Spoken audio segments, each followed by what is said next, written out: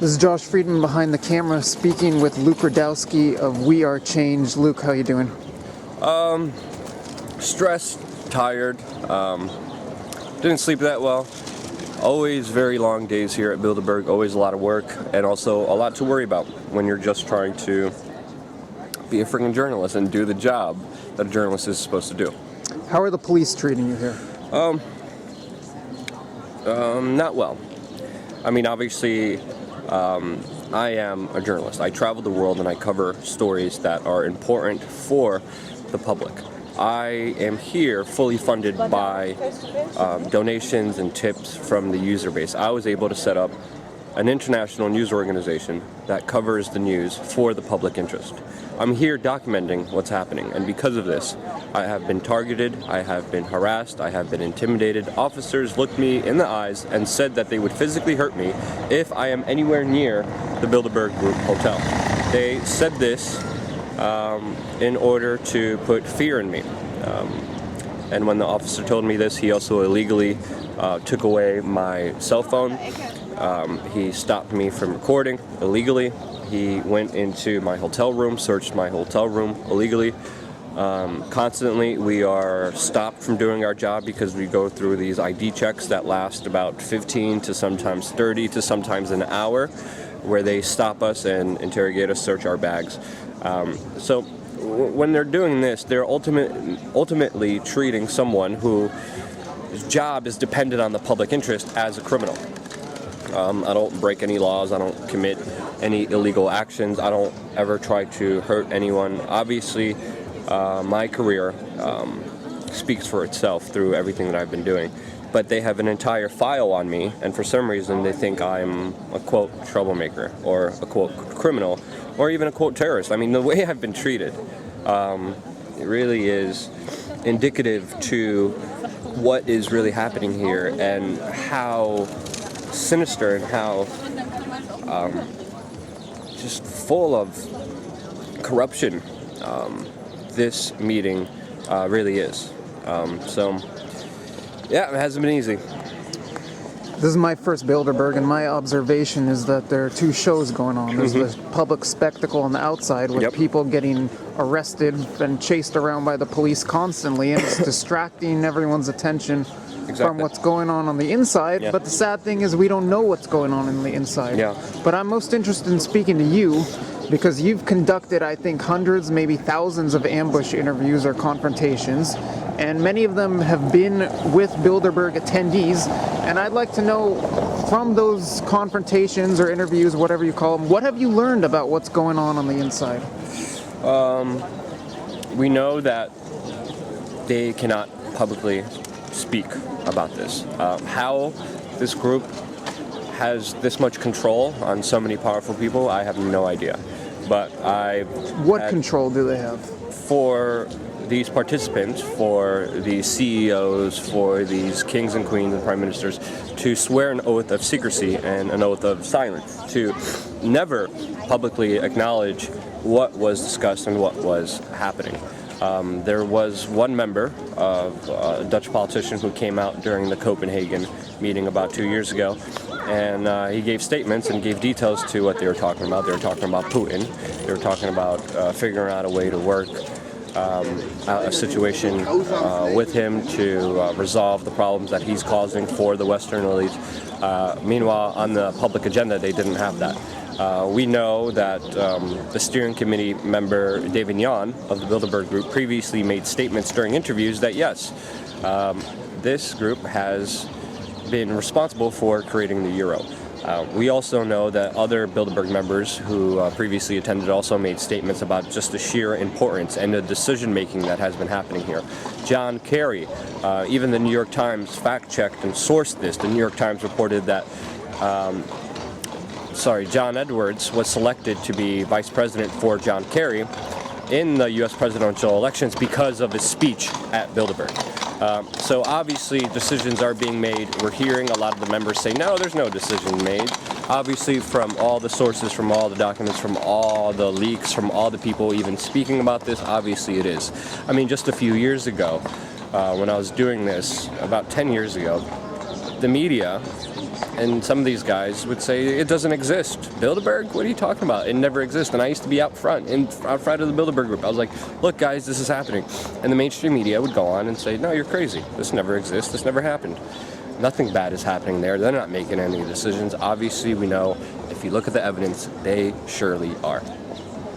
What about the average person who doesn't really care who the vice presidential selection is? How does Bilderberg affect the life of the average person? Well, it's not just that one sourced, documented time that Bilderberg was the major proponent behind picking someone's VP pick. But if you look at people like Bill Clinton, people like Tony Blair, Gordon Brown, Angela Merkel, and I could keep going on and on, right before, almost exactly a year before they got into major positions of power, whether they were presidents, whether they were prime ministers, whether they were chancellors, they came to the Bilderberg Group, all of those individuals that I have just named before.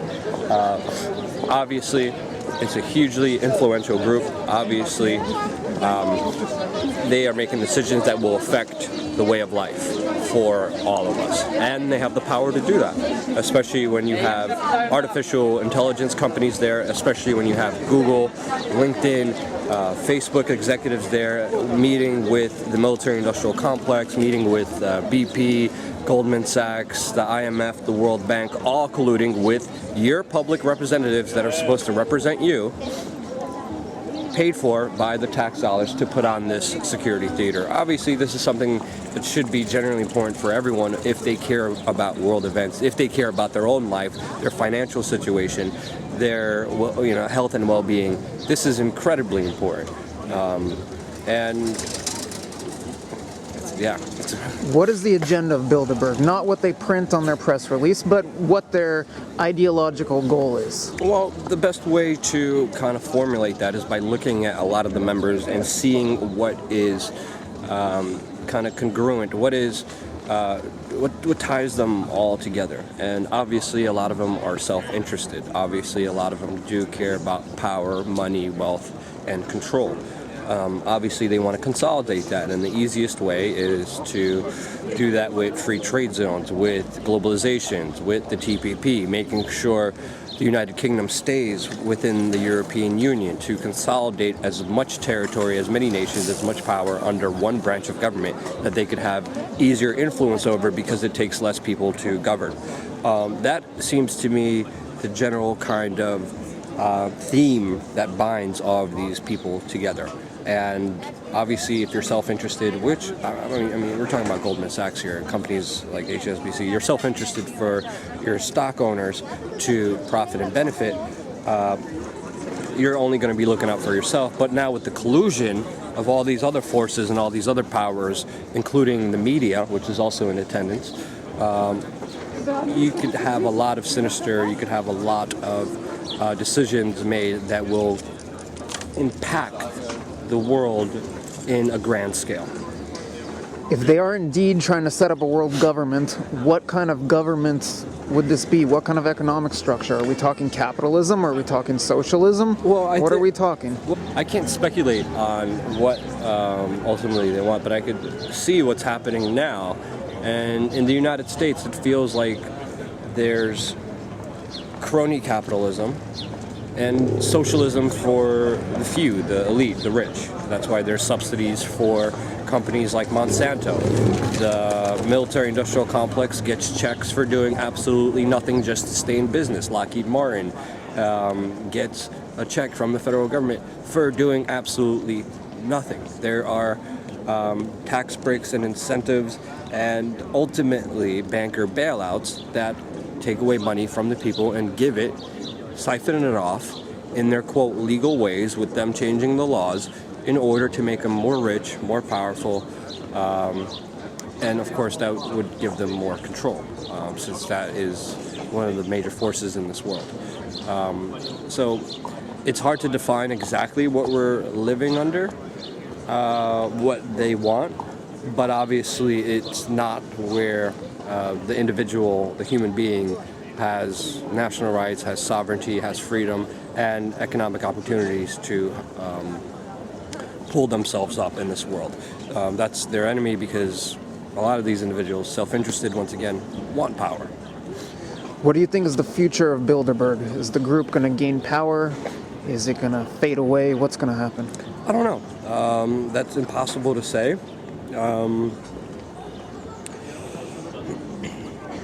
Again, I hate to speculate on these things because with my job, I just like to have the sources, the facts, the questions, the evidence laid out before me. If I had a mystery ball, I would be playing the lotto now, but I don't.